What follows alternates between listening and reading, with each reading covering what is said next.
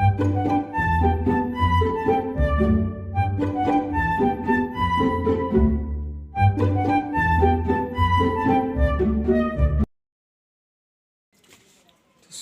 मेरे प्यारे छात्रों, मैं रवि मिश्रा गुरुकुल कोचिंग सेंटर के इस यूट्यूब चैनल में आप सभी का स्वागत करता हूं।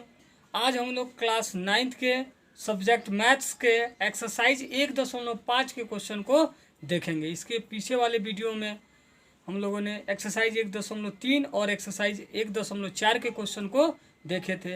अब हम लोग एक्सरसाइज 1.5 के क्वेश्चन को देखेंगे। तो चलिए हम लोग देखते हैं अब एक्सरसाइज 1.5 के क्वेश्चनों को। क्वेश्चन नंबर 1 है कि बताइए नीचे दी गई संख्याओं में कौन कौन परिमेय है और कौन कौन अपरिमेय है। यानी आपको परिमेय और अपरिमेय इसमें बताना है। तो सबसे पहले परिमेय और अपरिमेय के बारे में हम लोग शुरू के क्लास में डिफिनीशन को देखे थे कि वैसी संख्या जो P/Q के रूप में हो या P/Q के रूप में लिखी जा सके उसे हम लोग अपरिमेय संख्या कहते हैं। और वैसी संख्या जो P/Q के रूप में नहीं हो और नहीं उसे P/Q के रूप में लिख सकते हो, अर्थात उसका दशमलव प्रसार क्या हो, अनावसानी अनावर्ती हो, तो वैसे संख्या को हम लोग क्या कहते हैं, अपरिमेय संख्या कहते हैं। तो अगर हम लोग अपरिमेय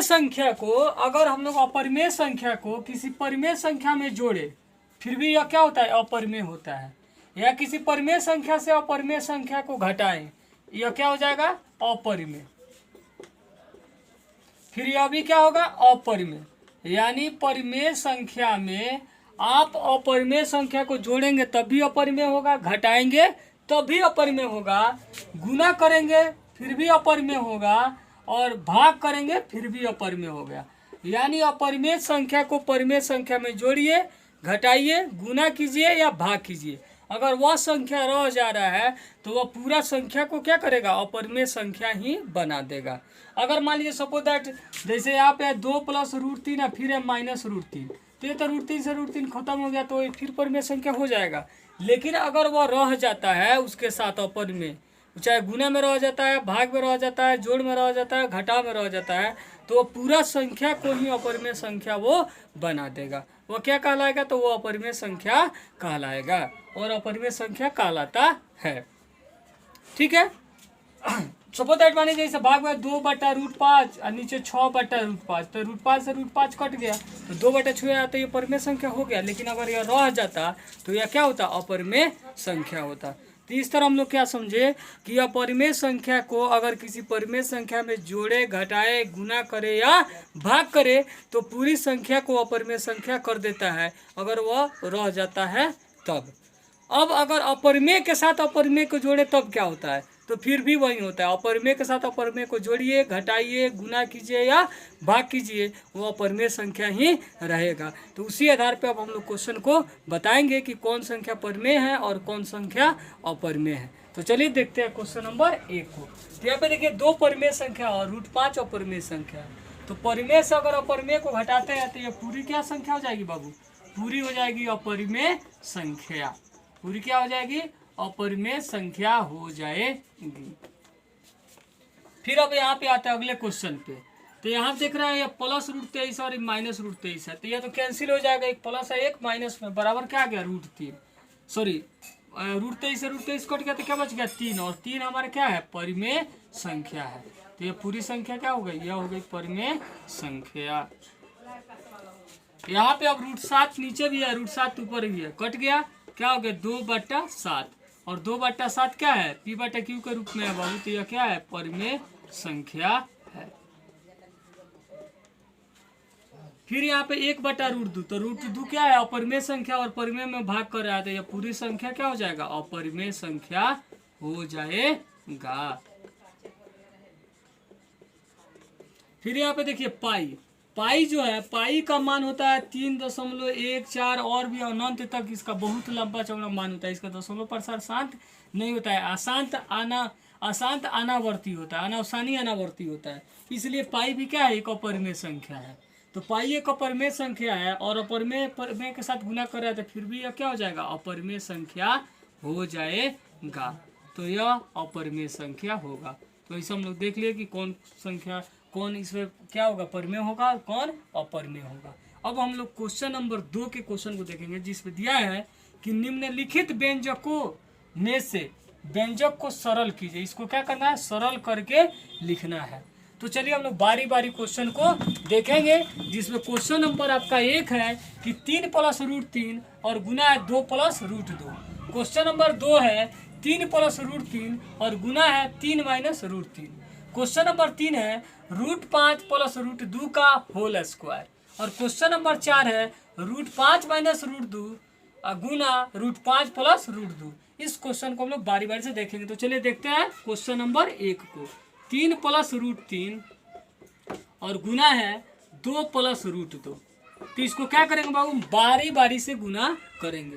पहले इस 3 से या दोनों में हम लोग गुना कर लेंगे। तो चलिए गुना करते हैं। 3 से गुना करना है 2 + √2 में, फिर यहाँ पे प्लस साइन है तो क्या दे देंगे प्लस, फिर यहाँ इस √3 से फिर यह दोनों में गुना करेंगे। √3 से किस पे गुना करेंगे बाबू, तो 2 प्लस फिर √2 में। अब गुना करते हैं बारी बारी। तो चलिए इसे गुना करेंगे, 3 दूनी 6, फिर इसे गुना करेंगे 3 से √2 में तो क्या हो जाएगा 3 √2, फिर प्लस है यहाँ साइन तो क्या दे दिए प्लस साइन।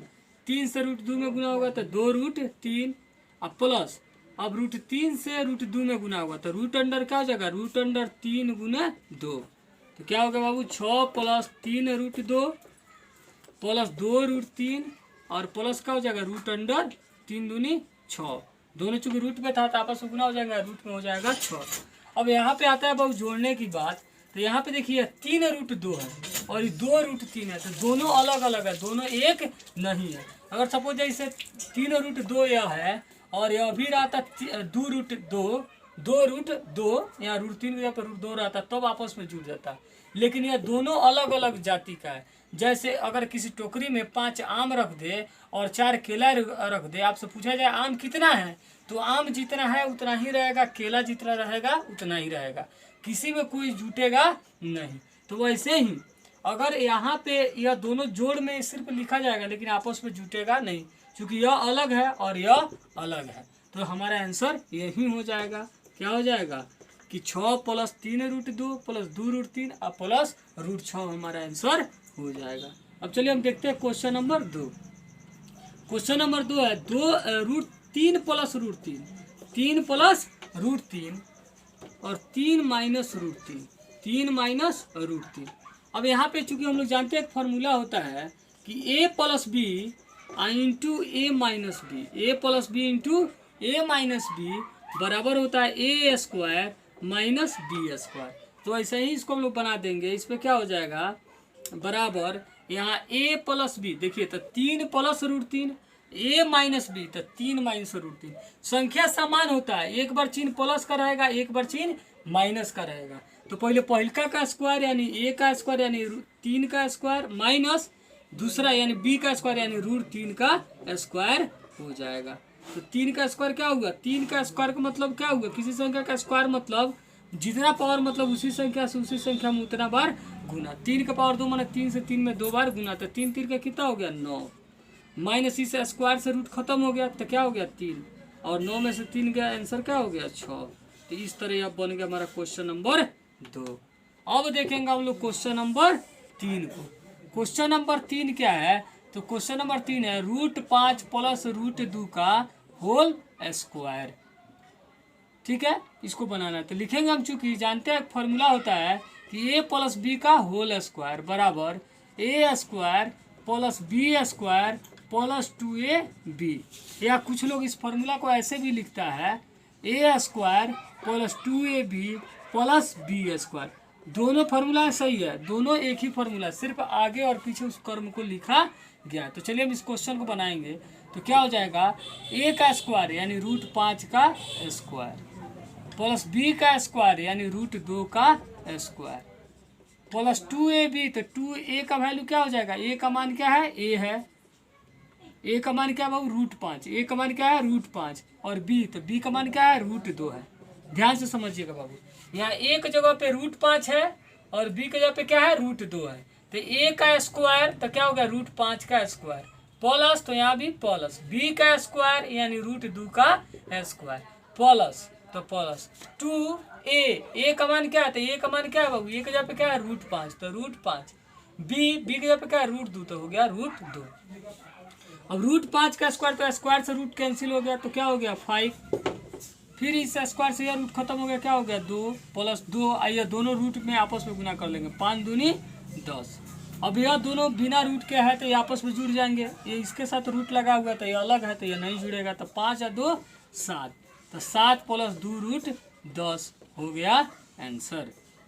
अब क्वेश्चन नंबर 4 को देखेंगे। क्वेश्चन नंबर 4 क्या है, √5 - √2, √5 - √2 और √5 + √2। तो अभी हम लोगों ने क्वेश्चन देखा कि a + b × a - b हो या a - b × a + b हो, बात वही होता है a² - b²।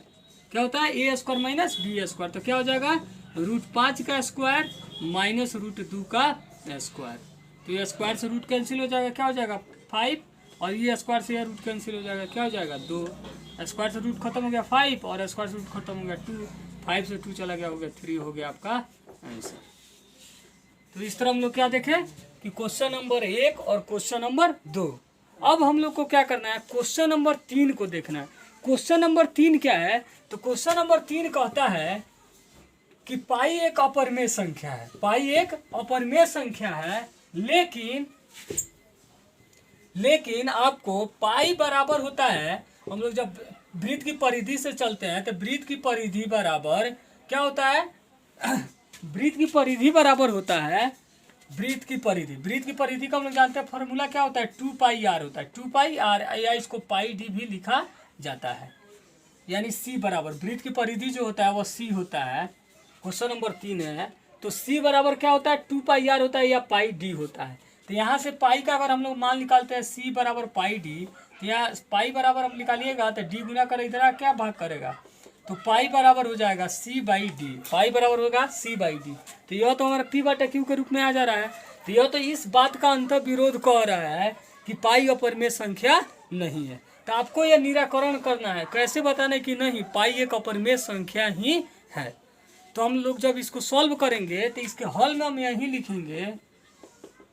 लिखेंगे कि पाई एक अपरिमेय संख्या, इसका कोई अंतर विरोध नहीं है, क्योंकि जब हम लोग किसी भी दूरी को मापते हैं तो उसका सन्निकटतम मान ही माप पाते हैं, लेकिन उसको सन्निकटतम मान को हम लोग परिमेय संख्या के रूप में व्यक्त करते हैं, जबकि वह परिमेय संख्या नहीं होता है, वह एक सन्निकटतम मान होता है। कोई भी स्केल या कोई भी लंबाई मापने वाले यंत्र से अगर हम किसी भी लंबाई को मापते हैं तो हम उसका सन्निकटतम मान को ही माप पाते हैं, जिसको हम लोग पूरा लिखते हैं, लेकिन असल में वो पूरा होता नहीं है। इसलिए पाई एक अपरिमेय संख्या है, क्योंकि हम लोग सन्निकटतम मान को लिखकर बनाते हैं, इसलिए हमको दिख रहा है कि यह p/q के रूप में है, लेकिन वह सन्निकटतम मान है, इसलिए इससे स्पष्ट होता है कि पाई क्या है एक अपरिमेय संख्या है। तो हम लोग कैसे लिखेंगे, तो लिखेंगे कि पाई एक अपरिमेय संख्या है, इसका कोई अंतर्विरोध नहीं है, क्योंकि हम लोग जब वृत्त की परिधि या कोई भी दूरी को मापते हैं तो उसका सन्निकटतम मान ही हम लोग माप पाते हैं। हम लोग पूरा मान को नहीं मापते हैं, किसी भी यंत्र के द्वारा मापते हैं, स्केल या किसी भी मापन युक्ति द्वारा, तो हम लोग सिर्फ सन्निकटतम मान ही माप पाते हैं, जो असल में एक अपरिमेय संख्या होता है, लेकिन हम उसे परिमेय संख्या के रूप में व्यक्त करते हैं, इसलिए पाई एक अपरिमेय संख्या है, इसका कोई अंतर्विरोध नहीं है। तो मैं आशा करता हूं कि आप लोगों को यह क्वेश्चन नंबर 1, 2 और 3 समझ में आया होगा। अगर आपको वीडियो अच्छी लगे तो वीडियो को लाइक करें और अपने दोस्तों के पास शेयर करें। अगर आप चैनल पर नए हैं तो चैनल को सब्सक्राइब करें, क्योंकि आपके सब्सक्राइब करने से आपका कुछ नहीं जाता है, लेकिन मेरा अगर 1000 सब्सक्राइबर होता है तो मैं आप लोग के लिए लाइव क्लास लेकर आया करूँगा और कोशिश करूँगा कि आप लोग के लिए ऑल सब्जेक्ट लेकर आऊँ। तो आप लोग प्रयास करें कि मेरा जल्द से जल्द 1000 सब्सक्राइबर हो और साथ साथ मेरा 4000 घंटा वॉच टाइम हो। तो आप लोग से निवेदन है कि अगर आप चैनल पर नए हैं तो चैनल को सब्सक्राइब करें और अपने दोस्तों से कराएं। वीडियो को अंत तक देखने के लिए बहुत बहुत धन्यवाद। आपका दिन मंगलमय हो।